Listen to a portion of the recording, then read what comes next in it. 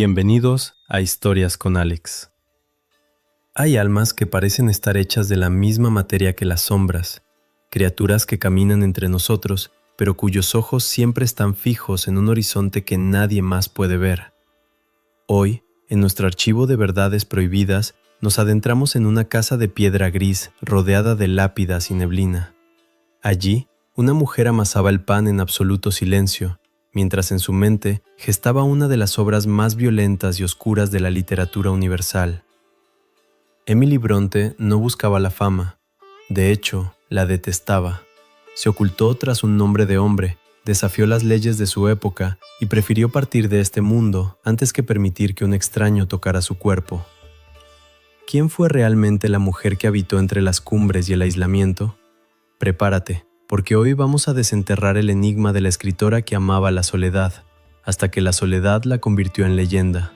Esto es la verdad sobre Emily Brontë. La historia de Emily no comienza con una pluma, sino con el silencio de las colinas de Yorkshire. Nació el 30 de julio de 1818, en un mundo que pronto le exigiría adaptarse a reglas que nunca aceptaría del todo. Fue la quinta de 6 hermanos, en una familia donde las pérdidas llegaron temprano y el silencio se volvió una presencia constante. En 1820, los Brontë se instalaron en la casa parroquial de Haworth, una construcción de piedra gris que parecía vigilar el pueblo desde las alturas. Aquella casa no era un hogar común, era el último rincón de la civilización antes de que la tierra se convirtiera en un mar de arbustos salvajes y viento implacable. Pero en Haworth, el estatus no servía de escudo contra el destino. Antes de que Emily pudiera siquiera grabar en su memoria el rostro de su madre, el vacío se apoderó de los pasillos. María Branwell partió de este mundo en 1821, dejando una quietud extraña que marcaría a los niños Brontë para siempre. Aquella casa colindaba directamente con un cementerio. Las ventanas de Emily daban a las lápidas. Allí, entre los susurros de las lecturas compartidas y el tic-tac de los relojes de pared, los hermanos empezaron a construir un universo que solo ellos podían entender, un pacto para sobrevivir al desamparo. A los 6 años, el mundo exterior reclamó su parte de la forma más cruel. Emily fue enviada al internado de Cowan Bridge. No era un centro de enseñanza, sino una prisión de almas envuelta en fanatismo religioso. Los muros eran fríos, la comida escasa, y la disciplina se imponía con una rigidez que buscaba doblegar cualquier rastro de alegría infantil. Pero lo peor no fue el hambre, sino lo que llegó con el deshielo. Una epidemia implacable comenzó a recorrer los dormitorios. Emily sobrevivió a aquel horror, pero sus ojos de niña vieron lo que ninguna mente puede procesar. Vio cómo la vitalidad de sus hermanas mayores, María y Elizabeth, se consumía hasta apagarse definitivamente. Aquel golpe terminó de forjar el carácter de Emily. Regresó a Haworth cargando una verdad amarga. Fuera de su fortaleza de piedra, solo habitaba la desolación. Fue entonces cuando trazó una frontera invisible entre su corazón y el resto de la humanidad, una línea que juró que nadie jamás volvería a cruzar. Para 1831, el aislamiento ya no era una condena para Emily, sino su mayor tesoro. Mientras sus hermanas intentaban encontrar su lugar en la realidad, Emily y su hermana Anne sellaron un vínculo inquebrantable de tinta y lealtad. Juntas dieron vida al reino de Gondal.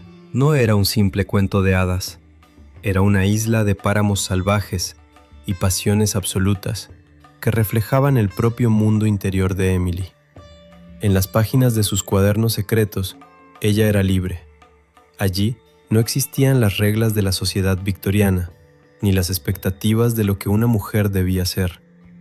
Pasaba horas caminando por las colinas reales de Yorkshire, recolectando sensaciones que luego volcaba en su universo imaginario.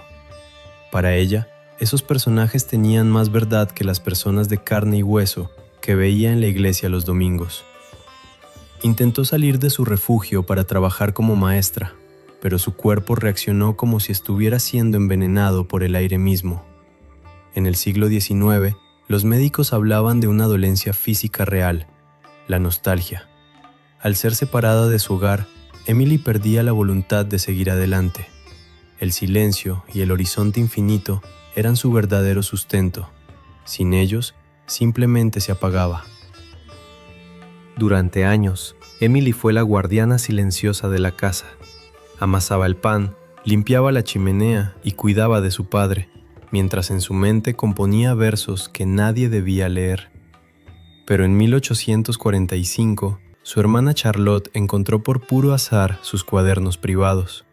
La reacción de Emily no fue de orgullo, sino de furia. Sentía que su alma había sido profanada. Sin embargo, las tres hermanas llegaron a un acuerdo. Mostrarían su genio al mundo, pero bajo una condición inamovible. Nadie sabría que eran mujeres. Emily se ocultó tras el nombre de Ellis Bell. Bajo ese escudo de anonimato, en 1847 lanzó a la luz su gran obra, Cumbres Borrascosas. La crítica quedó horrorizada. No podían comprender cómo una mente humana podía imaginar tal nivel de pasión salvaje y desolación. Mientras los periódicos se preguntaban quién era aquel autor de Alma Turbulenta, la verdadera Emily seguía en su refugio, amasando el pan y guardando su secreto como un tesoro sagrado. El éxito trajo una consecuencia que Emily no pudo soportar: la pérdida del anonimato. Los rumores sobre la identidad de los hermanos Bell empezaron a filtrarse. Para Emily, esto fue el principio del fin. Sentía que el mundo estaba derribando sus muros. En septiembre de 1848, tras la muerte de su hermano Branwell, la salud de Emily se desvaneció con una rapidez aterradora. Se negó a recibir cualquier tipo de ayuda externa. Llamaba envenenadores a los médicos. Con una terquedad sobrehumana, se levantaba cada mañana y trataba de cumplir con sus labores, incluso cuando su respiración era apenas un susurro. Quería gobernar su propio final, tal como había gobernado su vida. El 19 de diciembre de 1848, su cuerpo finalmente se rindió. Se había vuelto tan frágil que el carpintero tuvo que fabricar un ataúd extremadamente estrecho. Medía apenas 40 centímetros de ancho. Aquella mujer, que había contenido universos enteros en su mente, ocupaba ahora el menor espacio posible, como si quisiera desaparecer sin dejar rastro. Emily Bronte nos enseñó que no se necesita recorrer el mundo para conocer los abismos del alma humana. Basta con tener el valor de mirar hacia adentro.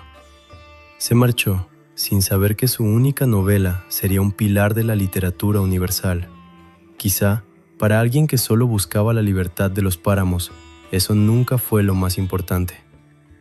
Muchas gracias por acompañarme en este capítulo de Intrigas de la Historia. Si te ha apasionado la vida de esta mujer inquebrantable, no olvides suscribirte para seguir explorando los secretos que el tiempo intentó ocultar. Hasta la próxima. Emily Bronte nos enseñó que no se necesita recorrer el mundo para conocer los abismos del alma humana. Basta con tener el valor de mirar hacia adentro, ya sea en el silencio de una habitación o bajo el cielo gris de una colina. Se marchó sin saber que su única novela sería un pilar de la literatura universal, pero quizás, para alguien que solo buscaba la libertad de los páramos, eso nunca fue lo más importante. Muchas gracias por acompañarme en este archivo de historias con Alex.